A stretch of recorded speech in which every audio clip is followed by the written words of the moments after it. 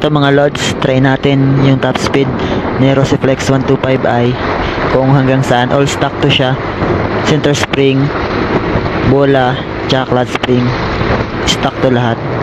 So yun, tignan natin kung ilang abutin niya.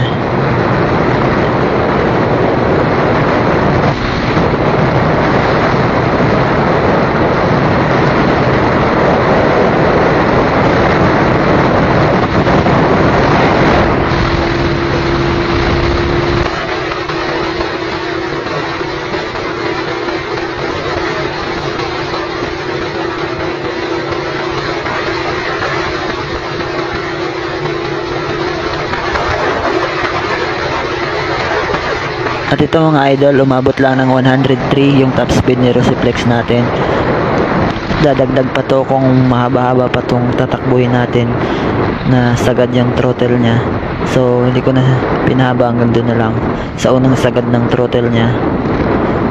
At mas lalong lalakas pa to mga idol kung mag-upgrade tayo ng mga panggilid natin. So yun mga idol, kung nagustuhan nyo yung video, pa-like and share na rin po. Maraming salamat mga idol. Ride safe and God bless.